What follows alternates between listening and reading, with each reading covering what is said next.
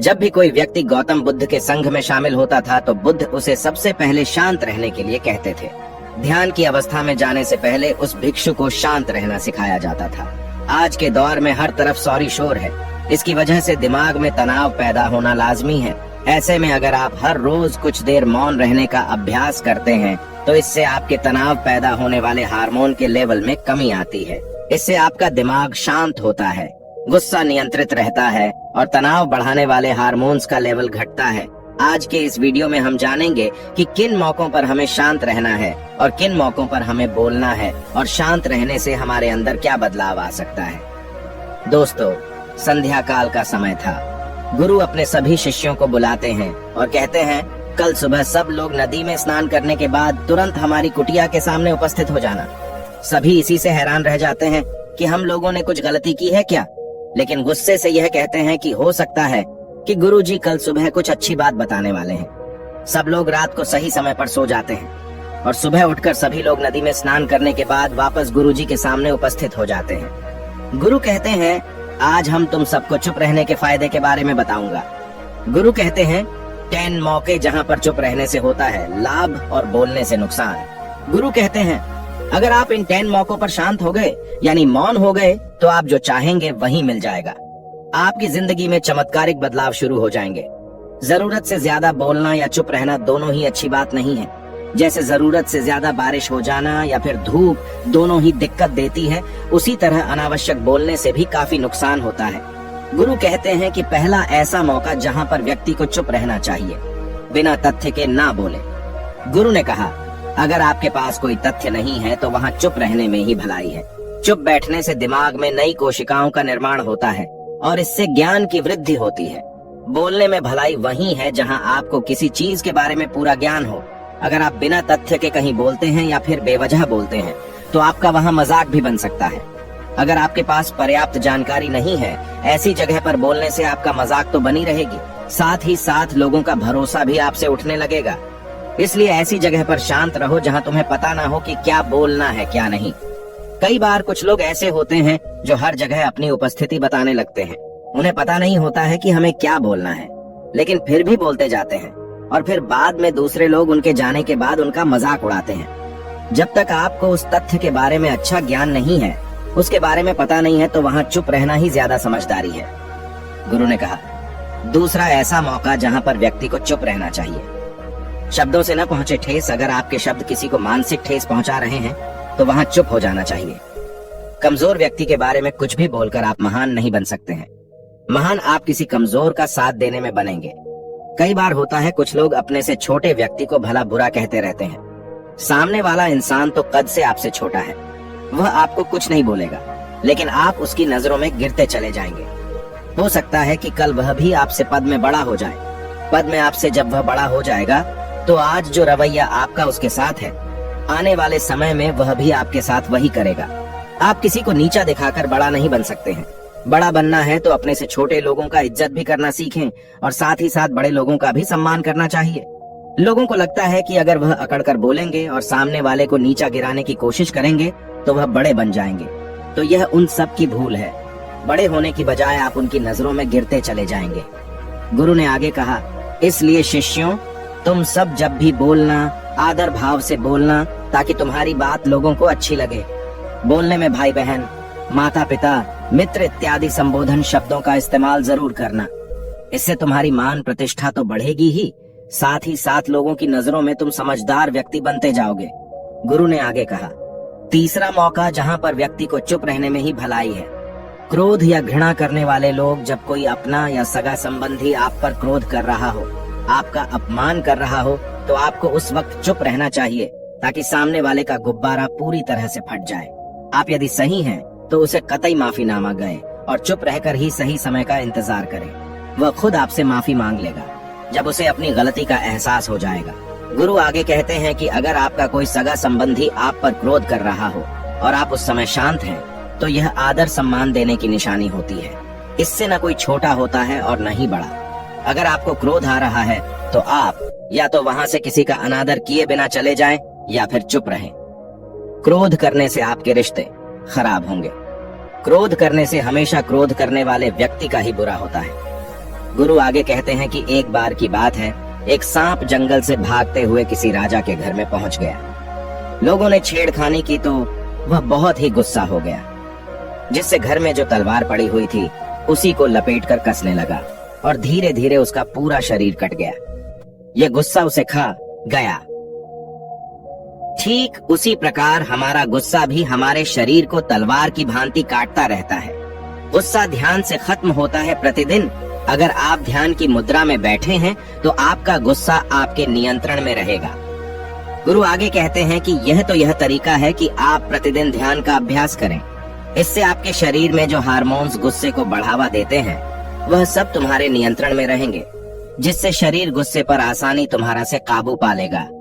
लेकिन एक तरीका यह भी है कि जब भी आपको गुस्सा आए तो आप यह समझने का प्रयास करो कि क्या मेरा गुस्सा जायज है या नहीं। हमें वहां पर बोलना चाहिए कि नहीं। जब आप खुद इस बात का आकलन लगा पाएंगे तो आपको खुद पता चल जाएगा कि हमें गुस्सा करना चाहिए या नहीं। फिर भी आपको गुस्सा आ रहा है तो आप वहां से हटने का प्रयास करें, वहां से दूर चले जाएं। धीरे धीरे समय के साथ आपका दिमाग शांत हो जाएगा। गुरु ने कहा, चौथा ऐसा मौका जहां पर इंसान को बहुत ही समझदारी के साथ काम लेना चाहिए, वहां पर आपको चुप रहना ही चाहिए, जहां पर उस मुद्दे से आपका कोई संबंध ना हो। अगर आपका किसी मुद्दे से कोई संबंध ना हो तो वहां आपका चुप रहना बनता है। बिना किसी वजह अगर आप दूसरे के मुद्दे पर बोलेंगे तो यह आपके लिए अनिष्टकारी होगा। इसमें केवल और केवल आपका ही नुकसान है। जल्द ही आप किसी दो लोगों के बीच हो रहे विवाद में जल्दी अपनी टांग न डालें। अगर सामने वाला आपको बुला रहा है अपना झगड़ा शांत करवाने के लिए तो ही आप वहां पर जाएं। किसी की व्यक्तिगत जिंदगी में दखल अंदाजी नहीं देनी चाहिए जब तक कि वह व्यक्ति आपको नहीं बुलाता है। अपने झगड़े को शांत करवाने के लिए कुछ लोग फालतू में दूसरे के विवाद में कूद पड़ते हैं। इससे उनके मान सम्मान मर्यादा पर लोग उंगली उठाने लगते हैं। गुरु कहते हैं कि 10 मौकों में 5वां ऐसा मौका जहां पर व्यक्ति को बहुत ही समझदारी के साथ चुप रहना चाहिए। आपके शब्दों से किसी मित्र को हानि न पहुंचे। अगर आपके शब्द सामने वाले के परिवार या मित्रों की प्रतिष्ठा के बारे में बुरी झलक दिखा रहे हैं तो आपको चुप रहना चाहिए। किसी के परिवार या फिर मित्र के बारे में बुरा बोलने से केवल आप ही बुरे बनेंगे। जो चीज आसानी से खत्म की जा सकती है उसे अपने शब्दों से बड़ा न करें। बिना चिल्लाए बात करने का प्रयास करते रहना चाहिए। अगर आप बिना चिल्लाए कोई बात नहीं कह सकते तो आपका चुप रहने में ही भलाई है। किसी पर चिल्लाने से आपके व्यवहार के बारे में पता चलता है। ज्यादा बोलने से चीजें हमेशा खराब ही होती हैं। कई बार कुछ रिश्ते ज्यादा तेज बोलने की वजह से टूट जाते हैं। इसलिए अपनी आवाज में मीठापन लाएं। आपके शब्दों से आपके दोस्त को हानि नहीं पहुंचनी चाहिए। कभी कभी दोस्तों के जब हम मजाक हैं तो रहे कि आपके शब्दों से किसी का अनादर ना हो। मजाक को भी हमेशा शब्दों के मायने में ही रखें। जहां किसी को शब्दों से चोट लगे वहां चुप हो जाएं। ज्यादा बोलने से हमेशा नुकसान ही होता है। किसी और की प्रतिष्ठा को अपने शब्दों के माध्यम से उसे हानि नहीं पहुंचानी चाहिए। यदि आपके शब्दों से किसी और की प्रतिष्ठा को ठेस पहुंच रही है तो वहां आपको चुप हो जाना चाहिए। जब कोई व्यक्ति आपके सामने नहीं है तो आप उस व्यक्ति के बारे में बुरे शब्द किसी तीसरे व्यक्ति के सामने न बोलें। गुरु कहते हैं, छठा मौका जहां पर व्यक्ति को चुप रहना चाहिए, जब कोई कर रहा हो किसी की बुराई। जब कोई आदमी आपके सामने किसी तीसरे आदमी की बुराई कर रहा हो तब तुम्हें चुप रहकर बस सुनना चाहिए। अपनी राय व्यक्त नहीं करना चाहिए, क्योंकि जो आज आपके सामने किसी तीसरे की बुराई कर रहा है वह कल किसी और के सामने आपकी बुराई भी कर सकता है। यदि आपने कुछ कहा है तो नीति शास्त्र के अनुसार जो अपने मुंह को बंद रखता है और बुद्धि से काम करता है वही इंसान समझदार होता है। बिना जरूरत के बोलना, किसी के बारे में किसी के बीच में बोलना यह गलत बात है। कभी कभी हमारे लिए बुद्धिमानी इसी में होती है कि हमें अपना मुंह ऐसी जगह पर नहीं खोलना चाहिए। गुरु आगे कहते हैं कि 10 मौकों में 7वां ऐसा मौका जहां पर व्यक्ति को चुप रहना चाहिए, जब कोई नहीं समझे आपकी भावना। यदि आपको लग रहा है कि कोई व्यक्ति आपकी भावना, दुख या परेशानी को शब्दों में नहीं समझ रहा है, यदि आपको लग रहा है कि सामने वाला व्यक्ति आपकी भावना या दुख को या आपकी जो परेशानी है उसको वह समझ नहीं पा रहा है या समझने का प्रयास ही नहीं कर रहा है या वह आपको ध्यान से सुन ही नहीं पा रहा है, तो ऐसे व्यक्ति के सामने आप चुप ही रहें, क्योंकि ऐसे लोगों को आपकी भावना या दुख से कोई मतलब नहीं होता है। ऐसे लोगों को अपना राज बताकर आप पछताएंगे ही बाद में। इसलिए हर किसी को अपने मन की बात नहीं बतानी चाहिए।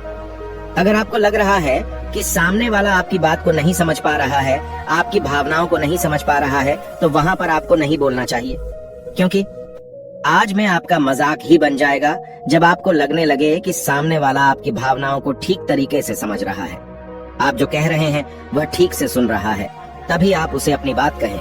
गुरु कहते हैं कि 8वां मौका जहां पर आपको चुप रहना चाहिए, जब कोई इंसान अपना दुख व्यक्त करे।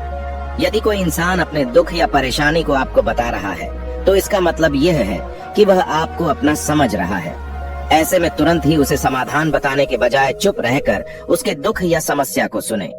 उसके दुख या समस्या को किसी और को न बताएं।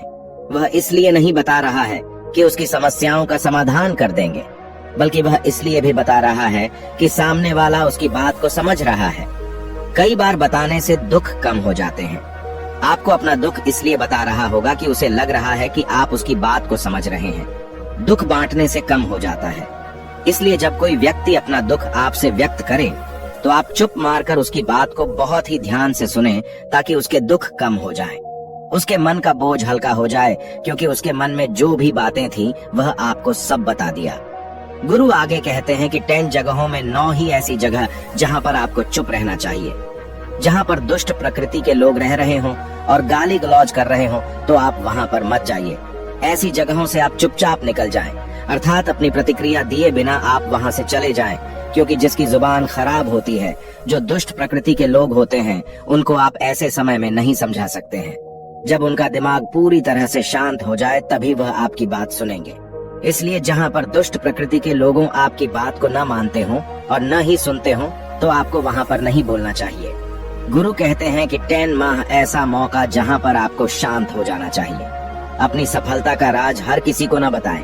कई बार होता है कि कुछ लोग जो सफलता को बहुत ही जल्दी अर्जित कर लेते हैं, वे हर जगह अपनी सफलता का ढिंढोरा पीटने लगते हैं। ऐसे में क्या होता है कि कई लोग आपकी सफलता से खुश नहीं होते हैं। अगर आप अपनी सफलता का जबरदस्ती लोगों में ढिंढोरा पिटवा रहे हैं, तो लोगों की नकारात्मक ऊर्जा आपको प्रभावित कर सकती है। जब आप सफल होंगे तो सबको पता चल जाएगा कि आप सफल हो गए हैं। ढिंढोरा पीटने से नुकसान आपका ही होगा। इतना कहकर गुरु ने कहा, शिष्यों, आज के लिए बस इतना ही। अगर तुम सब मेरी इन 10 बातों को अपने जीवन में अपना लेते हो, तो तुम सब काफी हद तक परेशानियों से बचे रहोगे। यहाँ से जाने के बाद मेरी यह बातें आपके जीवन किसी वरदान से कम साबित नहीं होंगी। दोस्तों, मुझे उम्मीद है इस वीडियो से आपको बहुत कुछ सीखने को मिला होगा। अगर आप नए हो तो हमसे जुड़ने के लिए इस चैनल को सब्सक्राइब करना मत भूलिएगा।